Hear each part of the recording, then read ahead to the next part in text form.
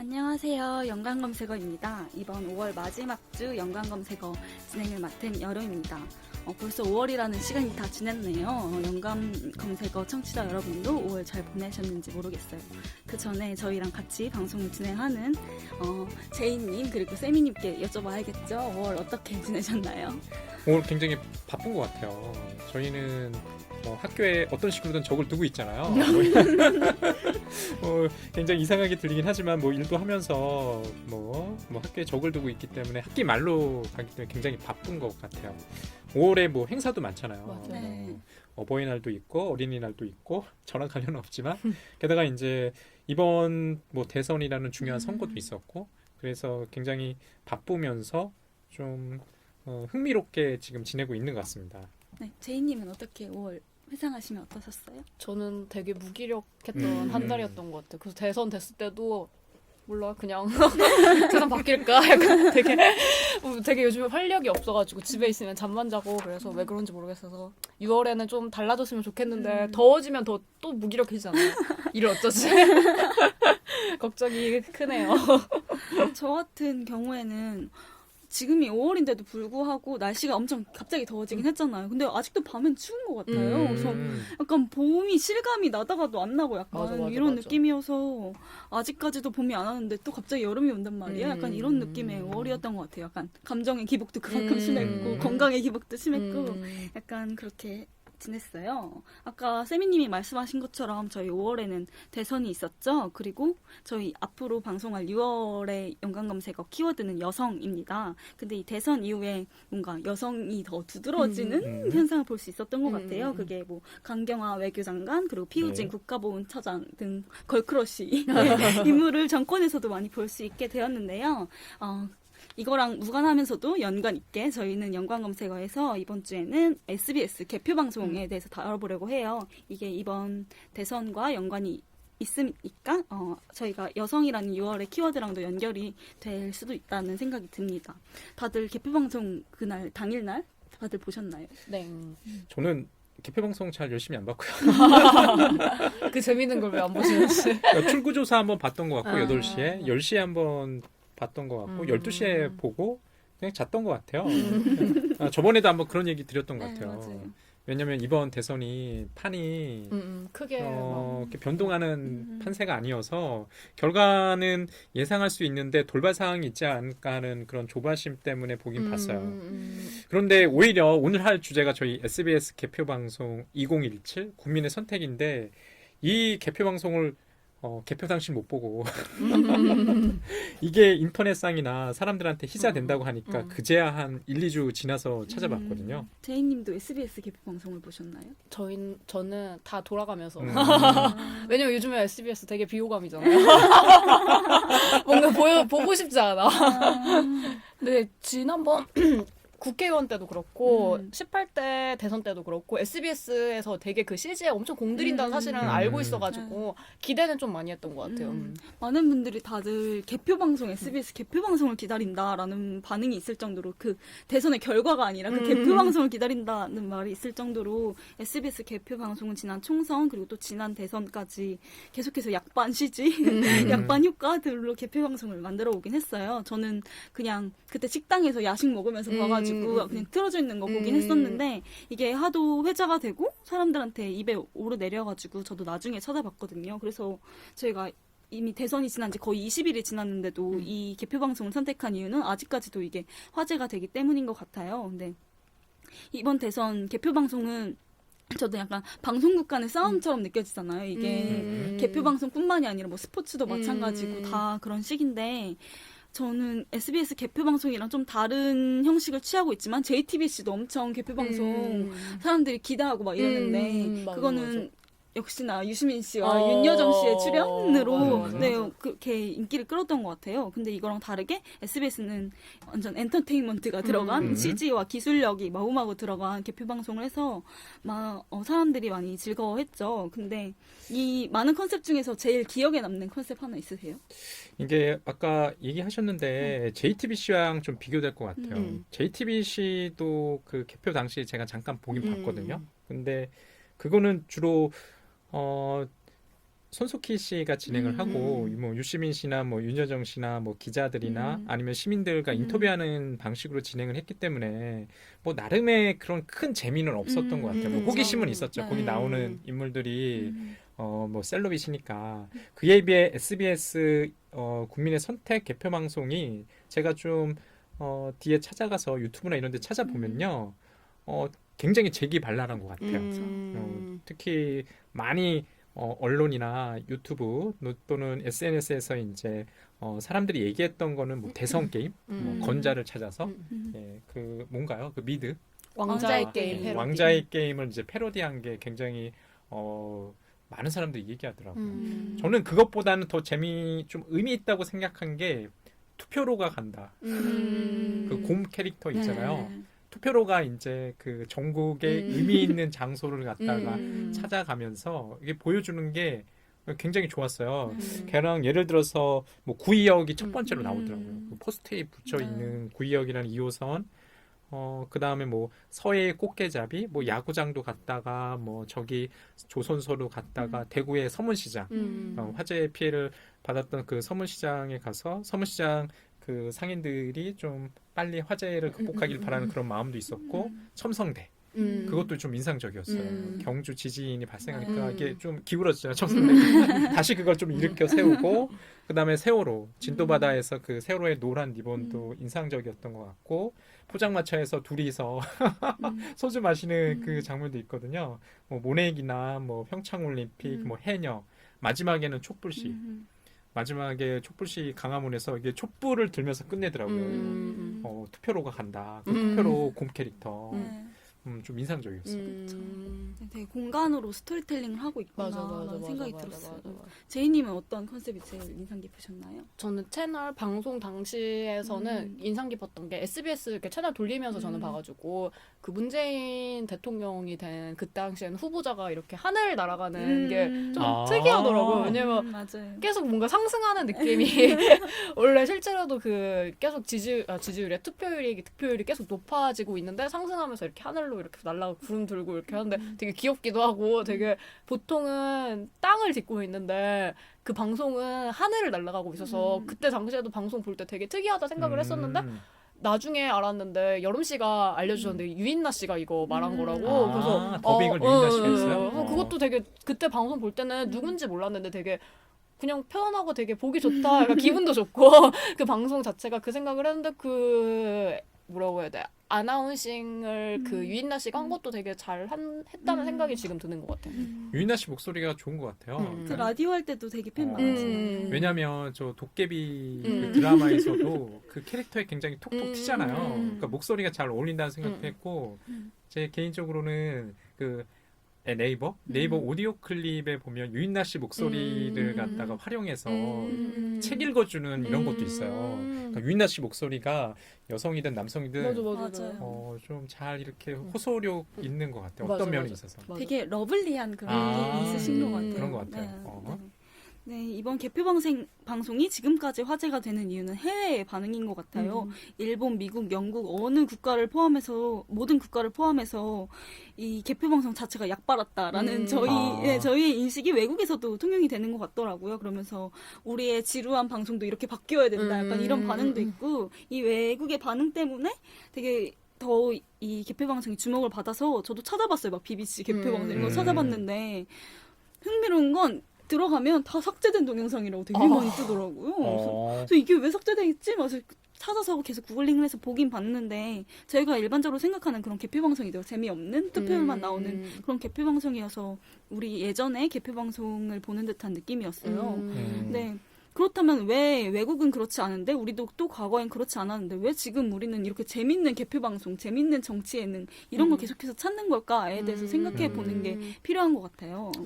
예, 저도 보면은요 SBS 개표 방송을 해당 개표 날짜는 안 보고 시간이 지난 뒤에 유튜브에 들어가서 본다는 게 이상하더라고요. 그러니까 그쵸. 정보적인 면에서는 이미 시간이 지났으니까 의미가 없잖아요. 그 CG나 그 사람들의 반응을 보려고 들어가는 건데 가장 큰 흥행의 요인은 SNS인 것 같아요. 특히 맞아요. 해외에서 이렇게 희자가 됐다는 게 국내에 있는 사람들이 눈에 보기에는 그런 댓글이 가장 인상적이었어. 우리가 이 정도는 해. 우리가 이런 걸 잘하지. 굉장히 뭐 자부심이라고 해야 될까? 그 댓글러의 그 글을 보고 좀 빵 터졌어요. 우리가 이런 거를 좀 잘해. 라는 게. 게다가 이제 아까 제이님이 얘기하셨던 게 SBS가 뉴스에서 한번 사고 쳤잖아요. 그 선거 대선 며칠 전에. 맞아. 문재인 후보와 그 세월호와 간의 일종의 뭐 미략 내지는 그런 것들의 문제 제기가 있었는데 그게 또 뭐 징계 받았죠. 지금은 뭐 대선이 끝나고 한 1, 2주가 지났으니까. 그래서 좀 인상이 좀 나빴거든요. SBS가. 맞아. 그러니까 뉴스나 잘 만들지 개표 방송 이게 CG나 그러니까 쓸데없는데 헛짓거리 한다고. 그런 생각이었는데 이 개표 방송의 흥행의 동기는 SNS와 더불어서 그런 공감이란 키워드가 잘 살린 것 같아요. 아까 제가 투표로가 간다를 좀 재미나게 인상 깊게 봤다는 게 그 곰 캐릭터가 전국 방방 곳곳에 의미 있는 장소를 가면서 사람들한테 이 선거에 대한 의미를 좀 일깨워주지 않나라는 좀 생각도 좀 했고요. 다른 한편으로 좀 걱정스러운 것도 있어요. 우리는 왜 개표 방송까지 이런 정치적 행위를 이미지로 소비할까? 엔터테인먼트로 소비하잖아요. 그러니까 소비한다는 게 적절한 표현인지 잘 모르겠어요. 소비한다는 건 우리가 상품을 구매하는 것처럼 새로우고 재밌으니까 이런 것들을 보고서 즐기는 건데 이게 과연 이게 괜찮은 건가라는 좀 물음도 좀 던져보고 싶어요. 근데 이게 정치에 관심 없는 20, 30대들을 끌어들일 수 있는 좋은 방법이라고 생각을 하는데 다른 한편에 이런 투표로 간다 같은 경우는 괜찮은데 되게 많이 얘기되는 것 중에 하나가 왕자의 게임 패러디한 건자를 찾아서 그건데 그게 왕자의 게임을 저희는 보통 알고 있잖아요. 근데 뭐 50대, 60대 분들은 전혀 그게 뭔지 모르잖아요. 그러니까 그런 게 조금 세대 간의 격차를 줄인다고는 말하고 뭐 관심을 끌어들인다고 말하긴 하지만 어찌됐든 패러디를 한다는 것 자체도 정보에 있어서 접근할 수 있는 분들만 접근을 하고 맞아요. 그거에 대해서 웃을 수 있는 사람들만 웃으니까 또 다른 또 격차가 생긴다는 생각이 많이 들더라고요. 예, 그것도 동의할 만한 것 같아요. 그러니까 지금 잘 지적을 하셨는데 대선 게임 권자를 찾아서 그 미드를 본 층들이 뭐 20대, 30대 많게는 뭐 40대까지도 볼 것 같은데 그 이후로는 존재 자체 모를 것 같아요. 그쵸. 이게 어디에 패러디 됐는지 어떻게 알아요? 모를 것 같아요. 지금 생각해보니까 되게 집중받았던 콘텐츠들이 막 포켓몬 이런 거 하는 거야. 뎁댄스 추는 거 있잖아요. 그런 거 했는데 진짜 중장년 분들이 봤을 때 이해를 못하면 맞아. 뎁댄스 저게 뭐야? 이렇게 맞아. 그냥 풍선 타고 날아가는 문재인만 이해할 것 같은 느낌이 맞아. 들긴 하네요. 지금 생각하니까. 그러게요. 그 투표몬고. 투표몬고. 그 다음에 핑미핑미도 있던데. 네, 그것도 모르지. 이해 못하시죠. 맞아. 요즘에 다 그 케이블 채널에서 좀 인기 있는 그런 맞아. 거잖아요. 네, 맞아요. 그래서 개표 방송 생각하면서 저는 선거 유세 그 자체도 생각하게 되더라고요. 저희는 선거 유세 하면 늘 인기 있는 트로트 가수 박현민 씨가 자기는 그걸로 뭐 얼마를 번다 막 이렇게 얘기할 정도로 트로트의 노래 가사를 붙여가지고 선거 유세를 하고 정치인들이 직접 나와서 춤을 추면서 막 하잖아요. 이번 특히 대선 때는 저는 표창원 씨 춤추는 거 맨날 짤 모았거든요. 20, 30개 막 모았어요. 춤 너무 잘 추시고 막 흥 넘치시고 막 춤추다 넘어지시는 것도 있고 막 그러거든요. 춤에 막 흥에 취하셔가지고. 근데 막 사람들이 그런 걸 보고 외국인들이 이게 유세 활동이냐고 되게 놀라는 유튜브 반응도 되게 많고, 그리고 재밌었던 게 막 사람들이 이 영상을 보고 자기 나라랑 비교를 하면서 반응을 하다가 마지막에는 다 같이 저희와 똑같은 뜻으로 정치인들은 정치만 잘하면 되는 거 아니냐, 왜 이런 걸 하냐, 약간 이런 식으로 하더라고요. 근데 우리나라도 그런 의식이 있고 되게 정치인들의 권력이 있기 때문에 권위적이고 라고 생각을 하지만 또 선거 유세 그 자체에서는 허용해주는 느낌이에요. 그런 자기네들 즐기는 모습을. 그래서 우리나라는 선거 유세도 그렇고 개표 방송도 그렇고 음악, 춤, 막 재미있는 패러디 이런 게 계속해서 활용되는 게 우리나라만의 특징인 것 같아서 이게 왜 정말 우리나라에서만 이럴까라는 생각을 해봤어요. 되게 근데 탈권위적인 면이 있어서 좋은 것 같기도 한데 아까 말씀하신 것처럼 정치만 잘하면 되는데 뭐 저런 것까지 요구하지? 라는 그러니까 쇼맨십을 요구하는 거잖아요. 정치인들한테. 그러니까 뭐지? 이게 되게 좋은 점도 있는데 그에 반해서 정치를 잘 못하는데 저렇게 춤만 추고 하면 또 짜증나는 거니까. 근데 그래놓고 대선 지나고 나서는 그런 권위를 지키지 못하고 그런 흥을 보여주면 욕먹을 맞아. 거 아니에요. 맞아. 지금도 그냥 문재인 씨의 문제가 아니라 그냥 문재인을 뭐 인이, 뭐 달님 이렇게 지칭하는 걸로도 막 권위를 막 맞아, 무너뜨린다고 맞아. 자기네들이 직접 말해놓고 또 자기네들이 직접 욕을 하는데 음. 그 전에 선거 있을 때는 춤추는 거 너무 좋다고 맞아, 막 짤 맞아. 만들고 저도 그거 다운받고 있잖아요. 그게 약간 모순적인 것 맞아, 같아요. 맞아, 맞아. 그러니까 상반된 감정이 있는 것 같아요. 그러니까 요거는 조금 다른 얘기긴 한데 그 건양숙 여사 맞나요? 건양숙 여사 맞나요? 그 네. 이제 그 지금 영부인이시. 네. 여사라고 김정숙 여사. 건양숙 여사는 노무현. 네. 예, 김정숙 여사라는 호칭을 해야 될지 맞아. 아니면 씨라고 맞아, 호칭해야 맞아, 될지 맞아, 해서 맞아. 좀 논란이 있었잖아요. 저는 그 논란을 들었을 때 좀 지엽적이라고 생각했거든요. 뭐 여사라고 불러달라고 했으니까 여사라고 불러주면 될 것 같은데 그 미디어 그 신문이나 방송 매체에서 기자가 씨도 존칭의 의미이기 때문에 계속 고소하겠다는 것도 이해가 안 되고 거기에 대해서 너무 감인 반응하는 대중들도 좀 이해가 안 돼요. 우리가 뭐 대통령이라고 불러야 될지 대통령님을 붙여야 될지도 논란을 좀 하는 사람들이 있잖아요. 그러니까 우리 연은님께서 잘 말씀하신 것 같아요. 탈권위를 주장하는데 우리의 행동과 말은 권위적이야. 어떻게 해야 돼? 맞죠. 어느 장단에 춤을 춰야 되는 건지.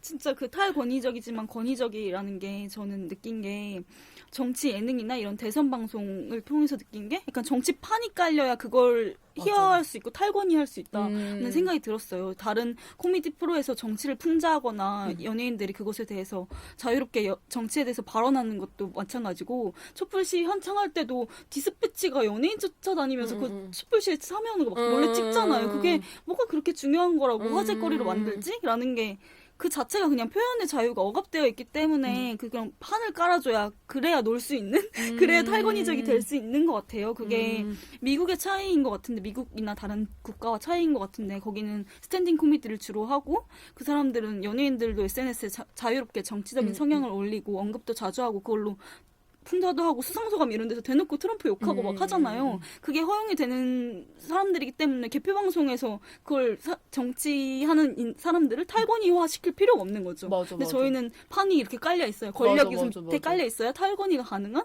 그래서 정치 예능 프로그램도 한국에서 생각했을 때 썰전이 인기가 많을 수밖에 없는 이유가 그 전문가 지식인들이 나오고 그리고 이게 전문 정치 프로그램이다라는 그 전제가 있어야만 이것에 대해 얘기할 수 있고 풀어나갈 수 있다는 게 약간 한국 문화의 특징인 것 같아요. 그러니까 중요한 포인트는 그런 것 같아요. 그러니까 지금의 우리 민족성이라고 있는 게 있는지 모르겠지만 뭐 흥이 있고 놀이에 능하고 분명히 그런 것들이 좀 있는 것 같긴 하거든요. 그런데 중요한 것은 개표 방송처럼 이런 정치적인 행위조차 일종의 전시되는 거잖아요. 사람들 앞에서 디스플레이 앞에서 이렇게 보고 그런 효과를 즐기는 게 뭐 긍정적인 것도 있다고 생각을 하지만 너무 메시지 자체보다는 메시지를 전달하는 이런 미디어에 너무 초점이 맞춰져 있지 않나? 라는 생각이 들어요. 그러니까 아까도 그런 얘기 하셨잖아요. 우리가 너무 세대 간의 이런 갭이 있는데 SBS의 대선 방송이 희자가 됐다고 한다면 주로 젊은 사람들한테 맞아, 많이 맞아, 이렇게 맞아. 입에 오르내리락 했을 것 같다는 생각이 들어요.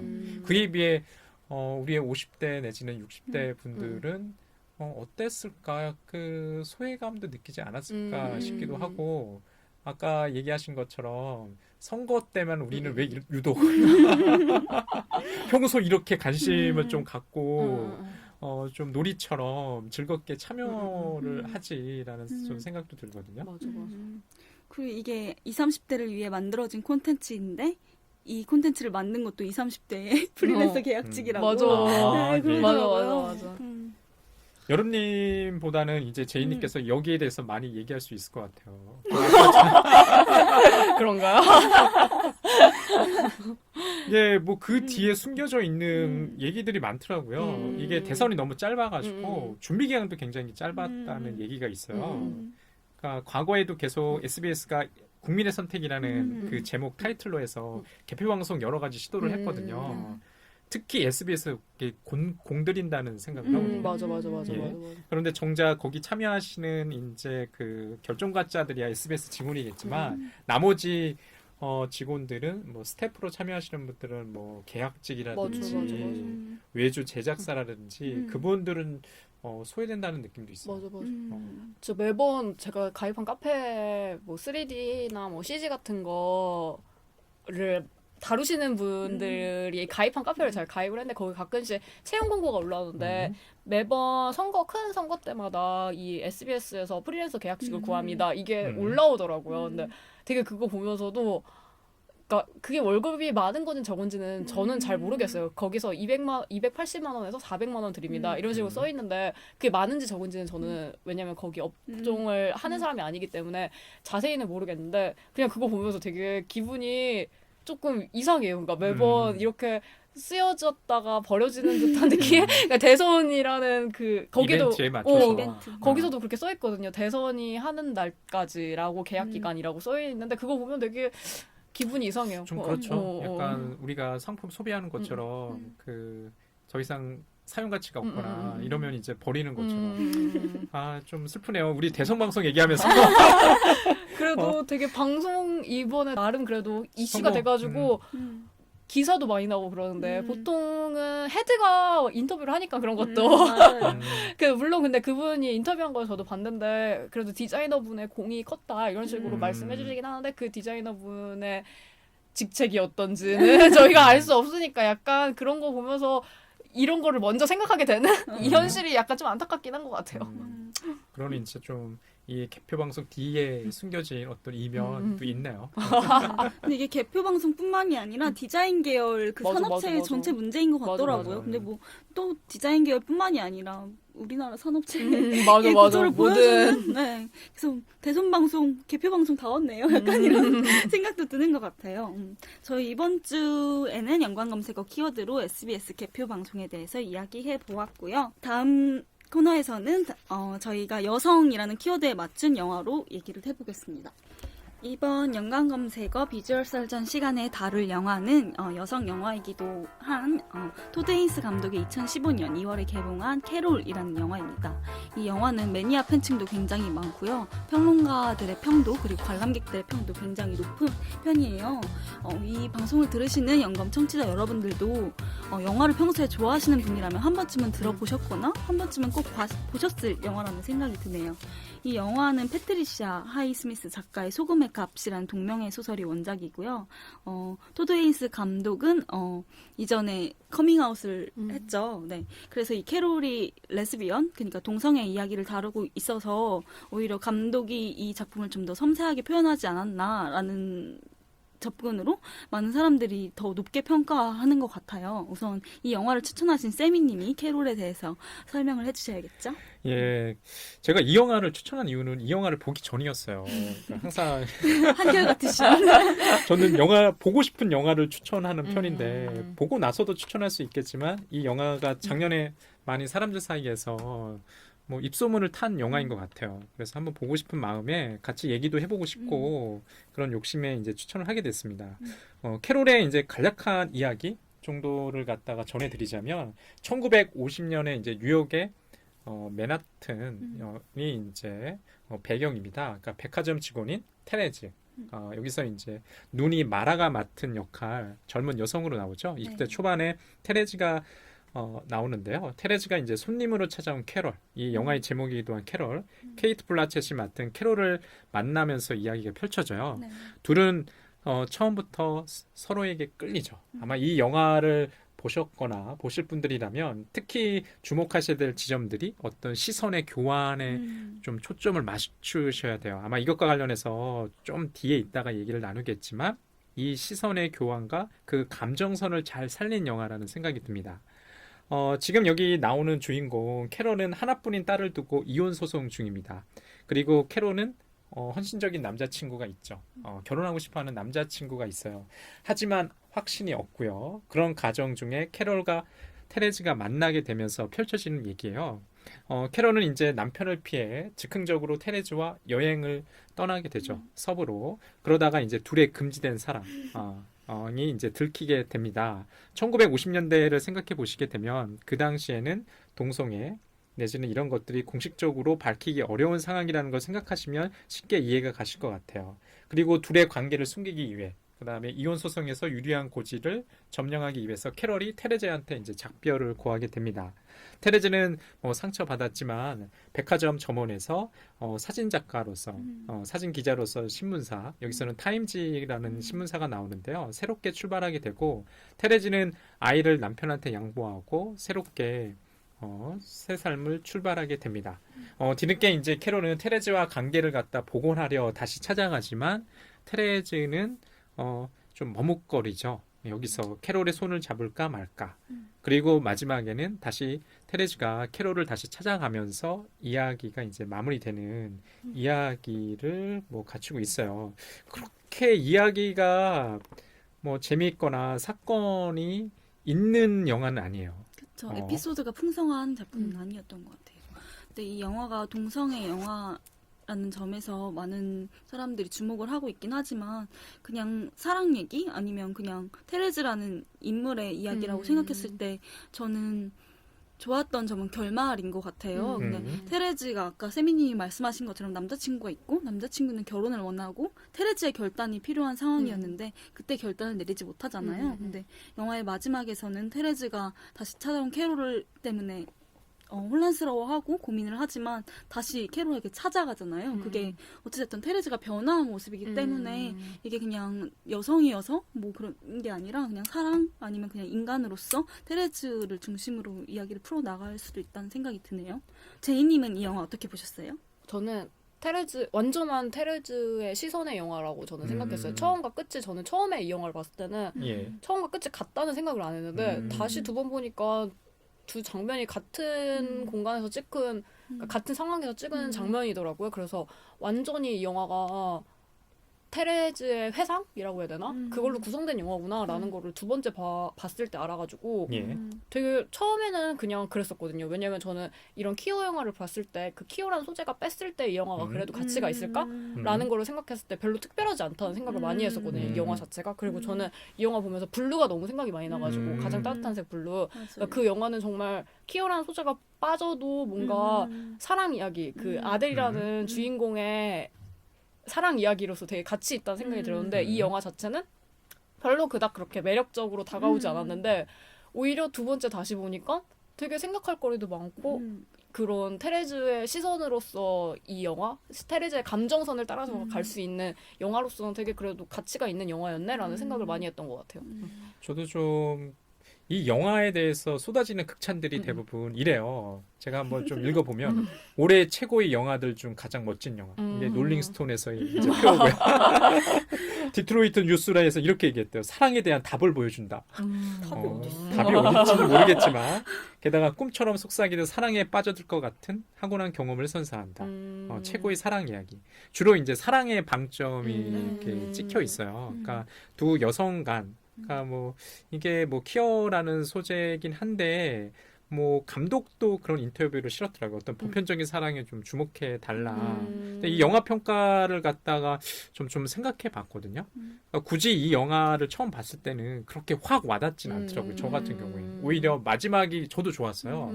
마지막에 그 테레즈가 그 캐럴을 찾아가는 장면에서 시선과 응시가 서로 교차되는 장면이 지금 생각해 보니까 굉장히 좋았는데 그 장면이 또 나쁘기도 했어요. 어떤 면에서. 그 얘기는 조금 이따가 좀 얘기해보고요. 중요한 거는 이 영화가 보편적인 사랑 이야기로서 그 형상화했을 때 그런 매력이 있는데 그것 가지고는 플러스 알파가 더 있는 것 같긴 해요. 여성이라는 그 레즈비언이라는 그 키어라는 키어적인 요소가 빠져 있으면 이 영화를 좀 색깔이 사라진다는 생각도 좀 있어요.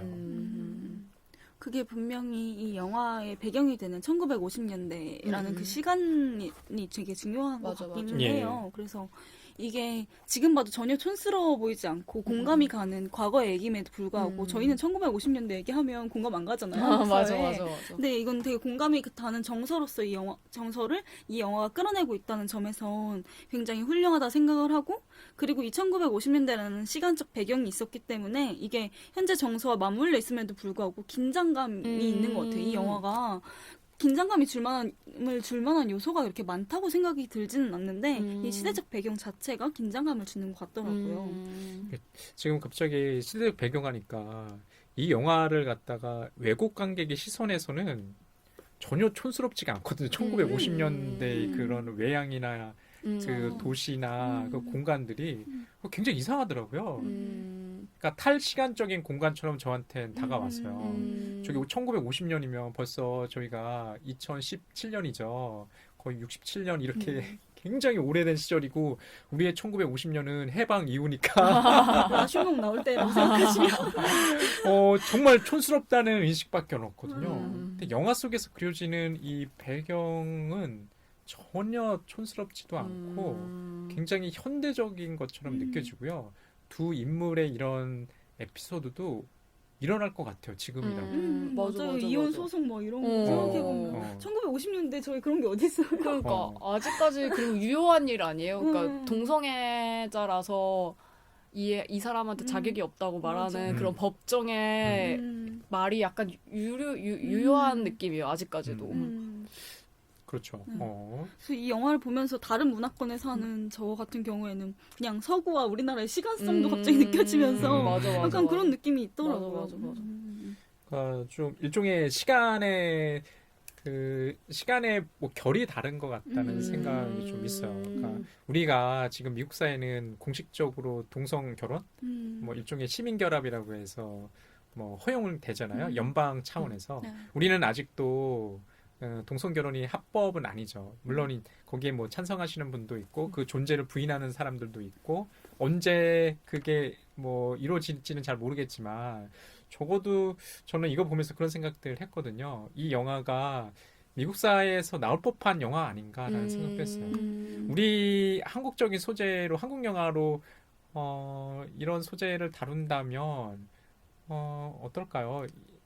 저 생각난 거 있어요, 갑자기. 예. 아가씨 같은 영화 나오지 않을까? 아가씨요? 약간 표현이 저는 뭐 아가씨 잘 모르겠어요.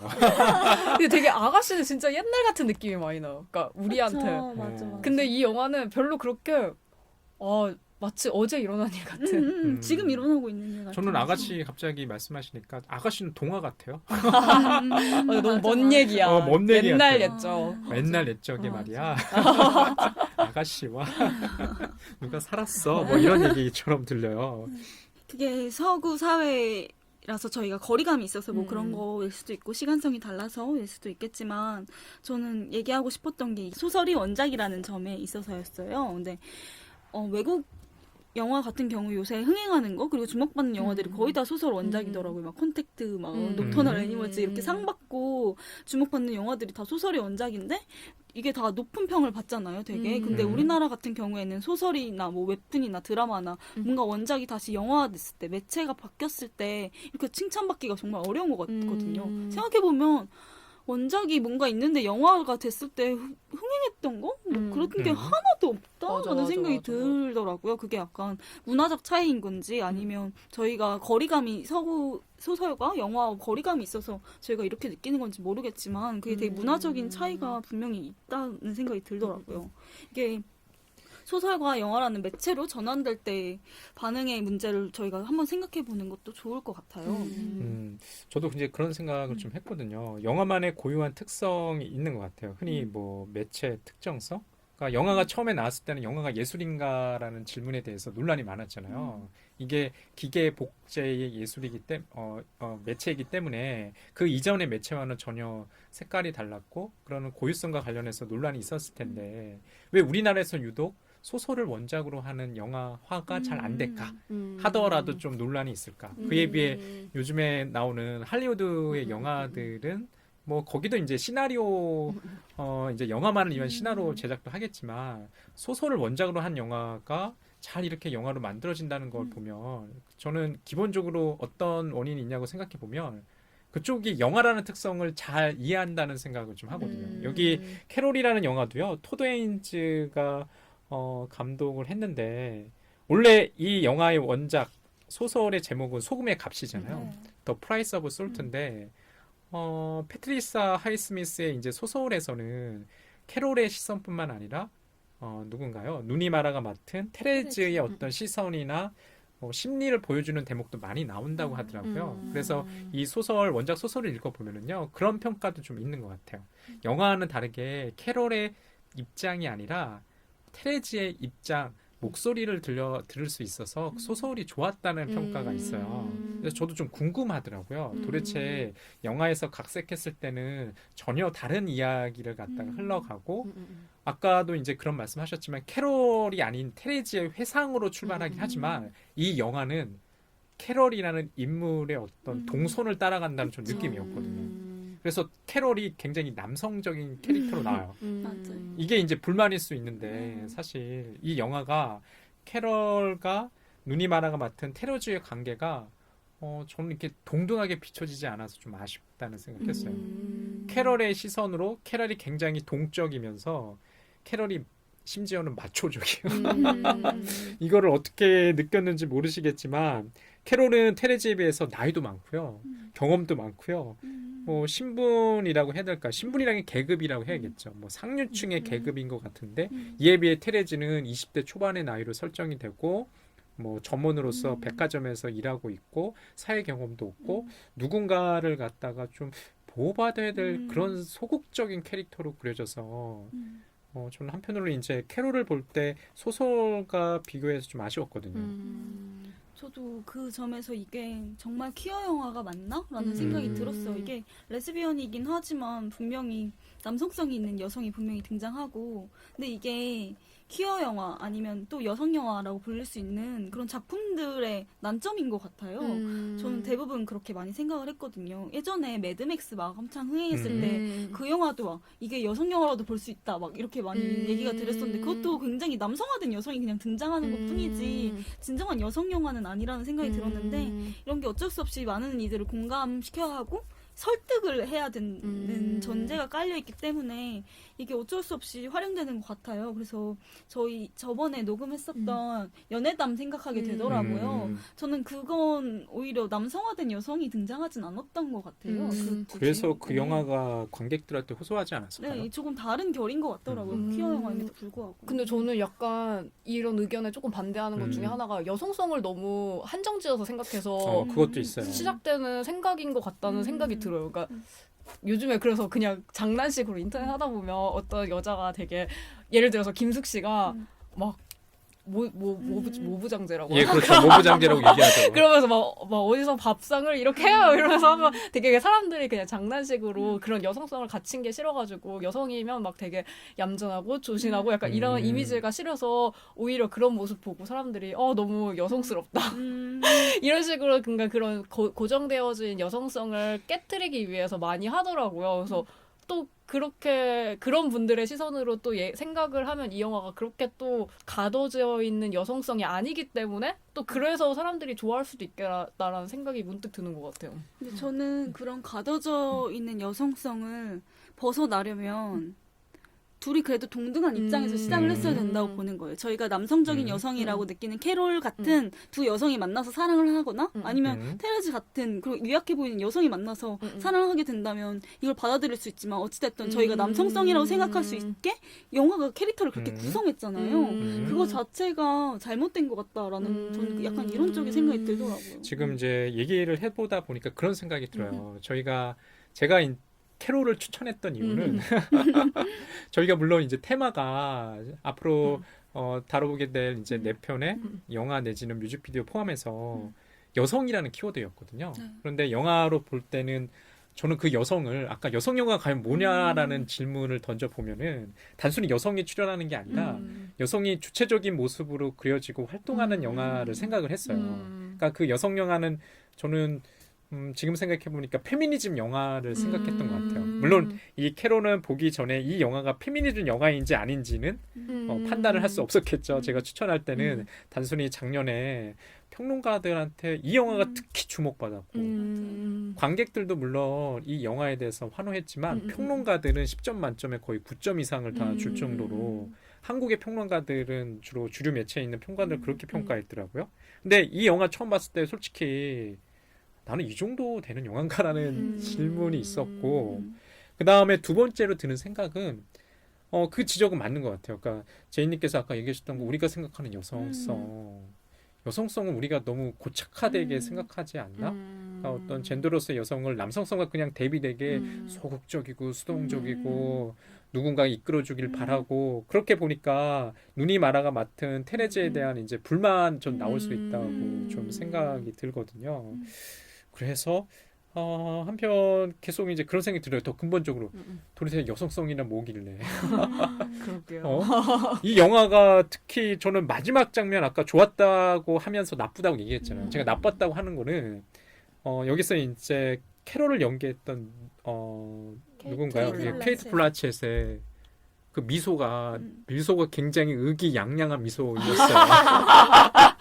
이럴 줄 알았다. 내가 손을 내밀었는데 처음에 너가 후리쳤잖아. 다시 올 줄 알았어. 그 모습이 굉장히 마초적으로 느껴졌어요. 여성임에도 불구하고 분명히 케이트 블라쳇과 누니 마라가 연기했던 캐롤과 테레즈 사이에는 권력 관계가 성립하지 않나라는 생각이 들었어요. 맞아. 캐롤이 더 우위에 있어.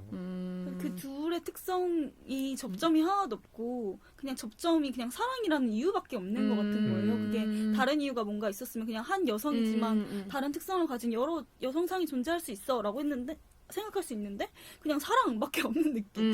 끝까지 우린 운명이었어. 약간 이런 느낌이어서 이게 여성 영화가 맞나라는 생각이 그래서 전 들었던 것 같아요. 그런 것도 있어요. 여기 영화가 홍보나 광고할 때 굉장히 운명적인, 극적인, 맞아요. 인생에 한 번밖에 올 수 없는 이런 키워드로 광고되고 홍보됐거든요.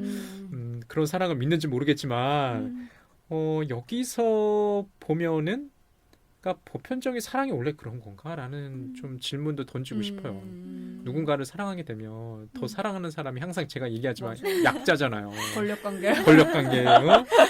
이게 진짜 평등이라는 건 이제 씻을 수도 없고 더 좋아하는 사람이 이제 약자일 수밖에 없고 그 사이에서 발생하는 뭐 이렇게 상하관계가 항상 발생해서 이 영화가 그렇게 보이지 않나? 라는 생각도 좀 저는 들었어요. 저는 또 생각이 들었던 게 우선 테레즈의 경우에도 남자친구가 있고 캐롤은 또 남편이 있잖아요. 아무튼 옆에 남자가 있는 상태예요. 서로 동성애자인 걸 알고 있었는지 모르고 있었는지는 정확히 나오지 않지만 아무튼 이 사람들이 남성이 옆에 있는데 있음에도 불구하고 분명히 자기네들이 외로움을 느끼고 네, 그 남편이나 남자들이 소홀함이 분명히 있거든요. 그게 오히려 접점이 되는 느낌인 거예요. 오히려 남성이 있음에도 불구하고 그 남성에게 느끼는 결핍, 부족함이 그게 공통점처럼 그려지면서 그냥 남성이라는 인물이 뭉뚱그려져서 부정적인 걸로 이렇게 끌려 내려가고 그것 때문에 둘이 만나게 된다는 게 조금 이게 퀴어 영화라면 아니면 그냥 여성 영화지만 페미니즘 영화라면 이거 그냥 남자를 부정적으로 본다는 그런 느낌도 있어가지고 저는 이걸 페미니즘 영화로 동의할 수는 없다라는 생각이 되게 많이 들었어요. 저도 근데 조금 동의하는 게 이 영화 보면서 느꼈던 것 중에 하나가 각자 남편과 남친과의 애정전선이 잘 안 되는 순간일 때 그러니까 이게 병렬로 따로따로 분리돼서 이야기가 진행이 되다가 캐롤이 테레즈한테 집으로 오라고 했을 때 그 순간부터 각자 분리되었던 그 애정전선이라고 해야 되나? 그게 합치되는 듯한 느낌을 저도 받았어가지고 되게 공감이 많이 되는 말인 것 같아요. 그러니까 지금 얘기하시는 거 듣고 보니까 그런 생각이 들어요. 운명적인 사랑이라고 이렇게 홍보하고 광고하는 이 영화에서 캐롤과 테레즈의 만남이 마치 남성한테 구하지 못한 애정을 다른 식으로 해소한다는 이런 느낌도 있거든요. 이렇게 영화를 보게 되면 아마 이 방송을 듣고 있는 영검 청취자분들 중에는 굉장히 분노할 사람도 있을 것 같아요. 반발하실 분들 되게 많을 것 같아서. 왜냐하면 이 사랑이 굉장히 적극적으로 긍정적으로 해석되다가 만약 이렇게 보게 되면은 맞아. 일종의 도피처로서 찾은 것처럼 느껴지거든요. 근데 그렇게 영화 보게 되면 아까 말씀하셨던 이게 퀴어 영화이냐 내지는 페미니즘 영화이냐 정말 여성을 갖다가 여성을 온전하게 그렸느냐는 이런 질문에 대해서 노라고 이렇게 답변하는 거기 때문에 여성 관객 내지는 청취자분들은 좀 화가 날 것 같다는 생각도 좀 들어요.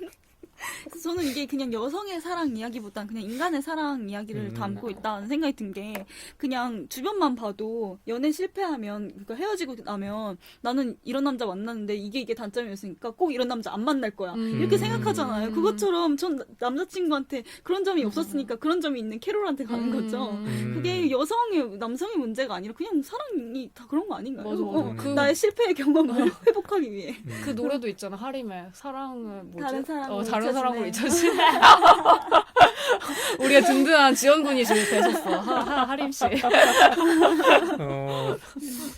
잘 모르겠어요. 저는 솔직히 그런 시각이 이게 사랑 이야기인데 사랑의 방점이 찍혀져 있는 것 같지만 그 사랑의 순간만을 얘기하는 것 같다는 생각이 들어요. 그러니까 사랑도 저는 희로애락이 있다고 생각하거든요. 흥망성쇠가 있죠. 이렇게 뭐 스파크가 튀다 가도 그게 그 관계가 항상 그럴 수는 없잖아요. 조증 환자처럼 항상 하이로 갈 수는 없고 어느 순간에는 이렇게 쭉 가다가 뭐 이렇게 출렁출렁 거리기도 하는데 이 영화는 너무 이 스파크의 순간만을 얘기하지 않나라는 생각도 좀 들었어요. 아까 제이님 그런 얘기 하셨나요? 이 영화가 좀 비교되는 영화 중에 사랑 가장 따뜻한 색 네, 블루죠, 블루. 그 프랑스 영화에 이제 블루 보면은 그 영화는 제가 봤을 때는 정말 저거는 퀴어 영화이고 레즈비언 영화라고 저는 생각했거든요. 그리고 물론 이제 그게 보편적인 사랑으로 대입해 봐도 전혀 어색하지 않다는 생각을 했어요. 저는 이제 그 블루 잠깐 얘기해 보자면 전 마지막 장면이 가장 인상적이었거든요. 거기서 등장하는 이제 주인공이 이렇게 뒤돌아가서 맞아. 그 등을 보여주고 쭉 걸어가잖아요. 맞아. 전 그게 가장 인상적이었어요. 그게 맞아. 굉장히 쓸쓸해 보이더라고요. 명장면이라고 다시 사랑을 시작하러 가는 듯한 그 느낌. 저는 살아가지 못할 것 같더라고요. 그래요? 저는 새로운 사랑을 찾아서 떠난다는 인상을 받았어요. 저도 그래요? 그 장면. 그래서 이 영화는 뒷모습이 없어요. 사랑의 이면이 없다. 그림자가 맞아. 없어서 물론 그런 건 있어요. 여기서 그 캐럴이 헤어지자고 하고 나서 테레즈의 반응이 나 굉장히 이상했어요. 테레즈가 울지도 않고 그냥 받아들여서. 받아들여요. 그 뭐 어떤 생각을 하고 있는지 전혀 모르겠어요. 그냥 예 당신의 뜻이라면 그러기로 하죠. 뭐 이런 느낌이니까. 그러니까 그런 불만이 계속 있는 거예요. 이 사랑이 정말 보편의 사랑으로서 이렇게 격상하려면 둘의 관계가 각자의 어떤 인격체로서 그 사람을 온전히 좀 인정해 줘야 되는데 항상 케이트 플라쳇이 연기하는 캐롤은 온정적인 시선을 누니마라한테 보란다는 생각이 드는 거예요. 테레즈의 시선이. 아까는 물론 토드 헤인즈가 그 게이로서 커밍아웃한 동성애자로서 이 영화를 접근하는 게 나름의 이제 그런 지점을 잘 살렸을 수는 있지만 여전히 남성이잖아요. 남성이기 때문에 오는 좀 한계도 있지 않을까라는 좀 생각 들었어요. 그러니까 블루도 마찬가지였는데 사실 그것도 뭐 남성 감독의 영화잖아요. 여성 감독이 여성을 소재로 하는 영화를 만드는 것과 남성이 만드는 영화는 좀 다를 것 같다는 생각도 좀 들어요. 그 얘기를 저도 제 지인이 얘기했던 게 생각나요. 그러니까 이 영화를 보고 났을 때 이 친구가 파프롬 헤븐을 되게 좋아해요. 저희 연검의 엄청난 애청자, 시청자, 뭐래 청취자인데 그 친구 목요일날 맨날 올리면 맨날 듣는 친구인데 그 친구도 그 얘기를 했었던 게 기억이 나더라고요. 그러니까 파프롬 헤븐은 너무 좋았었는데 이 영화가 별로였던 게 이 사람이 남자라서 좀 여자의 감성을 모르는 것 같다라고 말을 했던 게 갑자기 문득 말씀하시니까 생각나더라고요. 맞는 것 같아요. 그래서 아까 소설 얘기했잖아요. 그러니까 소설 원작에서 패트리사 하이스미스는 캐롤의 시선뿐만 아니라 이제 테레즈의 시선 내지는 그 내면도 잘 표현하고 그런 것들이 이제 색다른 지점 같다는 생각들도 좀 들고 그래서 좀 다르지 않나라는 생각. 그러니까 이 작품에 쏟아지는 비평가들의 어떤 찬사. 특히 뭐 계속 어떤 특정한 평론가 이름 거론하는 건 좀 부담스럽긴 한데 이동진 씨는 5점 만점에 5점. 이 영화를 굉장히 격찬하고 그 작년에 이제 베스트 10에 항상 상위권에 올리는 영화거든요.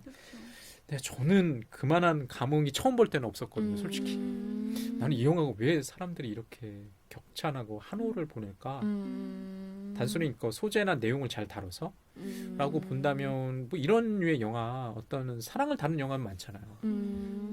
오히려 이제 저는 사랑은 사랑할 때 잘 보인다고 생각하지 않거든요. 그쵸. 상실하고 실현을 당해봐야 알지.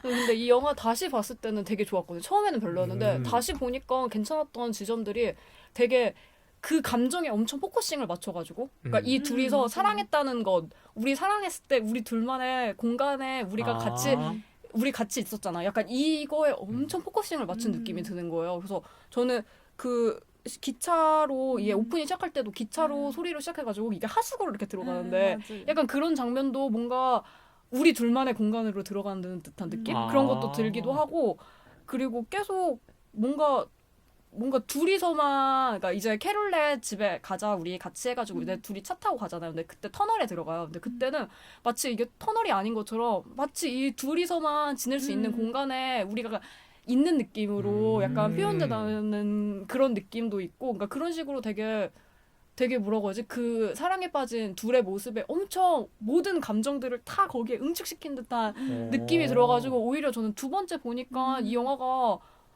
그래도 이 영화가 조금 가치 있는 이유가 이런 건가 이런 거구나라는 생각이 약간 동감이 많이 되더라고요.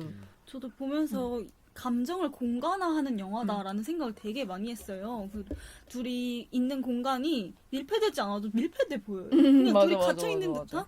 근데 원래 사랑에 빠지면 다들 그렇게 눈이 멀다고 하잖아요. 약간 그런 느낌을 되게 많이 주더라고요. 근데 원작 소설 그 소금의 갑 같은 경우에는 또 테레즈가 꿈꾸는 게 사진 작가가 아니라 뭐 연극 세트장, 공연장을 만드는 사람이 되고 싶어하는 욕망이 있는 인물로 그려지는데 이 영화에서는 사진이라는 매체를 선택하거든요. 근데 이게 이 영화가 감정의 공간화를 이렇게 이뤘다면 만약에 테레즈가 원작 소설처럼 똑같이 그냥 그런 공간을 만들고 싶어하는 사람이었으면 이런 느낌이 더 극적으로 다가오지 않고 오히려 이게 절제된 느낌이었기 때문에 이게 공간이 정서적 공간이 느껴졌는데 그게 안 느껴졌을 거라는 생각이 들더라고요. 저는 그 원작 소설에서 그런 세트를 만들고 싶어하는 게 영화에 오히려 더 적합하지 않을까라는 생각을 했어요. 시각적으로 사진도 물론 응축되어 있긴 하지만 시각적으로 스펙터클이 더 커지는 건 어찌됐든 공간을 만드는 일이잖아요.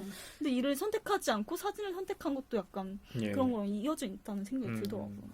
두 분 얘기 듣고 보니까 이 감정을 어디서 잘 살렸는지가 좀 보이는 것 같아요. 둘이 있던 그 공간이 둘이 있다는 그 사건 자체로 그게 좀 장소로 바뀌는 것 같아요. 의미화가 되는 그 아까 뭐 터널의 장면이라든지 뭐 캐롤의 집에서 둘이 그 뭐 모닥불 앞에서 거실에서 그 시간을 보내는 장면이 그 둘만의 어떤 장소로 보여요. 둘이 있다는 그 사건 자체가 굉장히 그 아우라를 풍긴다는 생각이 들었어요. 그러니까 처음에 제가 이 영화 봤을 때 굉장히 힘들었거든요. 내가 남성적인 시선으로 이 영화를 보기 때문에 그런가? 저는 계속 불만이 그런 거 아니에요. 누니마라가 맡은 테레즈가 잘 보이지 않는다. 그러니까 저는 어떻게 보면 이 캐롤의 시선으로만 이 영화를 본다는 생각을 했어요. 지금 여러분과 얘기하다 보면 나는 왜 캐롤의 시선으로만 볼까? 캐롤이 남성적인 시선을 가졌기 때문 아닐까? 그러니까 이 이야기를 따라갔다 항상 그렇게 봤거든요. 그러니까 좀 재미난 게 누니마라가 이 영화로 그 칸느에서 여우조연상을 받았잖아요. 그러니까 케이트 플라젯도 굉장히 연기를 잘하고 어떻게 보면은 누니마라보다 훨씬 선배고 훨씬 잘 나간다고 볼 수 있거든요. 이 영화를 찍을 때는 더 잘 나가고 있었고. 그런데 왜 누니마라한테 상을 줬지? 라는 생각도 좀 들었어요. 누니마라가 맡은 역할이 더 힘들었을 것 같다는 생각이 들어요. 그러니까 표정에서 잘 안 보여요. 이 사람이 어떤 감정을 정서를 느끼고 있는지가 잘 안 보이고 아까 제가 얘기했던 것처럼 소품으로 등장하는 담배나 자동차, 전화는 다 캐롤의 도구거든요. 이런 도구는 다 남성적인 것으로 보였어요. 그에 비해 지금 테레즈가 표현할 수 있는 유일한 도구는 사진이라는 생각이 들었거든요. 사진으로 포착해서 그 순간을 갖다가 나중에서야 보면서 떠올린다는 느낌이 있어요. 근데 그게 더 굉장히 힘들었을 것 같다는 생각이 들어요. 그 연기를 하는 게. 저는 이 영화가 완전 테러즈 관점이라고 생각했던 이유 중에 하나가 그 사진과도 연관이 되어 있는 게 이 극 중에서 테레즈가 사진 찍을 때 자기 잘 못 찍는다고 사람을 그러니까 되게 찍는 게 약간 부끄럽다는 듯이 말을 하잖아요. 근데 이 영화 화면상에 배우들이 나올 때 항상 배우가 중심이 없어요. 항상 사이드에 있거나 되게 이상할 만큼으로 우측 하단에 있다던가 어. 약간 그런 식으로 되게 많고 그리고 막 사람들이 나와도 되게 특이하다고 생각했던 것 중에 하나가 처음에는 되게 군중들이 많이 보이더라고요. 그러니까 엑스트라들을 되게 단독으로 찍는 경우가 많은데 점점 이게 줄어들더라고요. 이 빈도수가. 근데 그런 것도 그렇고 그러니까 그 전에는 되게 뭔가 이런 군중들의 시선을 얘가 되게 많이 느끼는 듯한 그런 부담감을 느낀 듯한 느낌을 받았는데 그리고 그러니까 인물을 잡을 때도 마치 사이드에다가 잡아가지고 마치 조금 이 사람을 좀 피하는 듯한 느낌을 저는 받았는데 나중에는 테레즈가 뭐 사랑한다고 고백할 때 점점 이게 화면이 그때도 똑같이 테레즈가 사이드에 있다가 점점 이게 줌인되면서 약간 미묘하게 중앙으로 가는 듯한 느낌? 그래서 완전 이런 식으로 뭔가 이 사람이 테레즈가 캐롤을 만나고 나서 사진을 찍는 거에 대해서 그러니까 사람을 찍는 거에 대해서 부담감을 좀 덜잖아요. 그러니까 그런 거랑 조금 연관되어서 저는 생각이 돼가지고 완전히 이 영화가 테레즈의 관점으로 보는 캐롤이라는 생각이 들더라고요. 그리고 캐롤이라고 호명하는 것 자체도 테레즈가 캐롤이라고 부르는 거니까 그러니까 테레즈가 본 캐롤이라는 느낌으로 이 영화가 저한테는 다가와가지고 되게 특이해요. 그러니까 되게 그래요? 이렇게 다를 수가 있다니 약간 이런 생각이 들어서 특이하다는 생각을 많이 하는 그 지적은 것 같아요. 맞는 것 같아요. 왜냐하면 이 영화는 캐롤의 회상으로 출발하는 영화가 아니라 테레즈의 회상으로 시작해서 테레즈가 마지막에 캐롤을 찾아가면서 끝나요. 그렇게 보면은 이 영화는 분명히 제이님께서 얘기하시는 것처럼 캐롤보다는 테레즈의 어떤 기억 속에 남아있는 캐롤을 쫓아가면서 이 영화가 끌고 간다는 생각도 들거든요. 근데 그럼에도 불구하고 제가 또 질문 드리고 싶은 게 테레즈의 기억 속에 남아있는 캐롤은 여전히 마초적이에요. 그런 모습이 좋아서 그런 모습이 좋아. 사랑한 거 아닐까요? 그래요? 별로 좋아 보이지 않는데. 별로 좋아 보이진 않네. 근데 문득 든 생각인데 마지막에 자기의 구 남친이었던 사람이 그러니까 그 테레즈의 구 남친이 엄청 애절하게 너를 이렇게 사랑한 사람은 맞아요. 너가 처음이야 이런 식으로 말하는데 마지막에 마치 그 말이 다 희석되듯이 새로운 여자 만나가지고 막 춤추잖아요. 진짜 사랑한다는 듯이. 근데 그 모습을 보는 테레즈의 시선이 갑자기 생각나면서 어차피 다 사랑이 이럴 거라는 걸 알면서도 이 사람이 캐롤과 사랑을 한다는 생각이 문득 드는 것 같아요. 저도 그 장면에서 그렇게 느꼈어요. 그래요? 저는 전혀 그 장면을 이해하지 못했거든요. 아니, 그러니까 그 장면이 기억나긴 해요. 파티 장면에서 왜 저 남성이 한 여성과 얘기 나누거나 춤출 때 저런 반응을 보일까? 그게 전 남친이라고 생각을 해보지 못한 거예요. 그냥 뭐지? 이렇게 남자는 다르는군요. 이렇게 사랑해. 왜지? 그런 생각을 했어요. 지금 생각해보니까 좀 이상하긴 했어요. 내가 이야기에 집중을 못했던 것 같아요. 지금 생각해보니 그게 맞네요. 그 장면 때문에 그 얘기가 맞는 것 같아요. 그러니까 이 두 사람이 서로가 애정전선에 소홀했기 때문에, 그러니까 자기의 관계, 남자친구라던가 남편과의 사이가 안 좋았기 때문에 둘이 사랑에 빠질 수 있었다라는 게 뭔가 성립되는 것 같아요. 뭔가 사랑은 언제든지 올 수 있는 거고 환경 때문에 이 둘이 사랑했던 거 아닐까라는 게 뭔가 문득 갑자기 드는 생각이 그런 것 같아요. 물론 이제 그렇게 전적으로 우연히 그런 상황, 조건이 구성됐기 때문에 둘이 만나서 사랑의 스파크가 터졌다라고 한다면 이 영화가 좀 불편하게 보이는 그 사람들이 있을 것 같긴 해요. 근데 사랑은 사고니까. 그래서 이 영화도 그렇고 원작 소설도 그렇고 엔딩이 해피엔딩처럼 보이잖아요. 그래서 그게 되게 특이한 지점이라고 하더라고요. 저도 배우는 기억이 안 나는데 테레즈였는지 캐롤이었는지 아무튼 두 배우 중에 한 분이 원래 소금의 값 그 소설을 엄청 좋아하셨대요. 근데 그 자기가 본 퀴어 소설 중에 유일한 해피엔딩이다. 그래서 출연 결정을 하셨다고 하더라고요. 아마도 제가 알기로는 케이트 블라쳇이 원래 이 소설 작가의 팬이래요.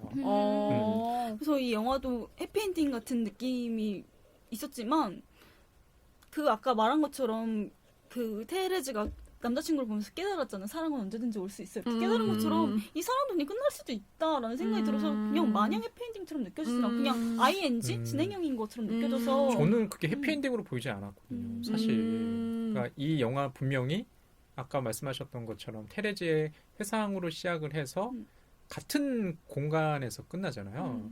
둘이 이제 같은 레스토랑에서 이제 만나면서 끝나요. 시선을 교환하면서 그게 이제 굉장히 이제 수미 상응 내지는 수미 상관 간의 관계를 가지고 있는데 아까도 저희 이 영화 보기 전에 만나기 전에 잠깐 음. 얘기했었잖아요. 저는 그게 시간의 경과가 굉장히 오래 지나서 다시 테레즈가 캐롤을 찾아간 거다라고 얘기를 했더니 두 분은 한 달 사이에 이루어진 얘기다라고 이렇게 얘기하셨어요. 그 순간 이게 깜짝 놀랐거든요. 저는 분명히 좀 시간의 경과가 있었고 둘 사이에서 이제 신변의 여러 일들이 벌어졌죠. 캐롤은 이제 남편과 이혼 소송이 마무리되고 마찬가지로 테레즈는 백화점 점원으로 일하다가 신문사로 사진 작가로서 사진 기자로서 새롭게 출발을 했고 근데 저는 그게 그런 것들이 눈에 보였거든요. 근데 두 분의 여성분들은 지금 말씀하시면 열정적인 사랑. 열정적인 사랑, 격정적인 사랑 한 달 사이에서 스파크가 벌어지고 잠깐 헤어졌다가 다시 만나는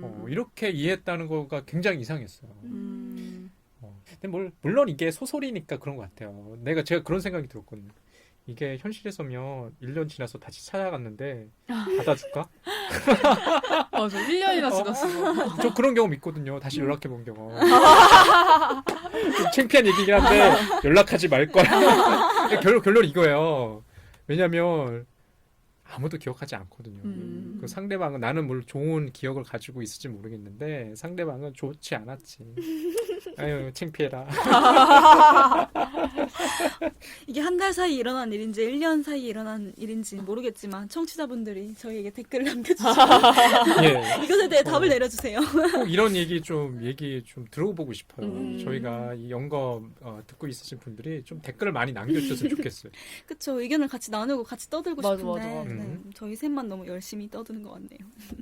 그리고 이 영화의 백미는 중에 하나는 음악인 것 같아요. 저는 오히려 음악이 등장하지 않은 씬이 없다고 느껴질 만큼 음악이 정말 빈번하게 나오고 처음부터 끝까지 음악이 되게 중요한 요소로 사용되고 있는 것 같거든요. 근데 그 음악과 영상이 너무 잘 어울리고 이게 50년대를 배경으로 하지만 너무 트렌디한 그런 느낌이 있어서 그게 어색하지 않았고 이 영화가 대중들에게 호소할 수 있었던 포인트 중에 하나라고 생각을 해요. 이 음악 어떻게 다들 잘 들으셨나요? 어떠셨어요, 저희님은? 저도 근데 영화 볼 때 음악을 별로 신경을 안 쓰는 편이라 그러니까 뭐 브음이 좋다 약간 이런 생각 별로 많이 안 하는 편이라서 그냥 무난하게 그냥 들었던 것 같아요. 음악이 분명히 어떤 이야기를 이끌어가는 정서를 갖다 고조시키는 역할 분명히 해요. 아까 그 첫 장면과 마지막 장면 있잖아요. 그 레스토랑에서 만나는 장면 음악 똑같거든요. 맞아요. 근데 그게 계속 오버랩 되더라고요. 근데 저는 그 음악에 대한 인상이 어땠냐면 음악이 뭐랄까 이게 좀 미묘해요. 미묘하다는 게 이게 좋지도 않고 나쁘지도 않고 이게 애매한 게 있어요. 경계가 이제 모호한 것들이 있거든요. 좀 끈적끈적한 것들이 있어요. 아까 그 터널에서의 그 지금 테레즈와 캐롤의 그 공간 장소에 대해서 말씀하셨잖아요. 음악도 그런 역할을 담당합니다. 아우라를 풍기는 역할을 담당하거든요.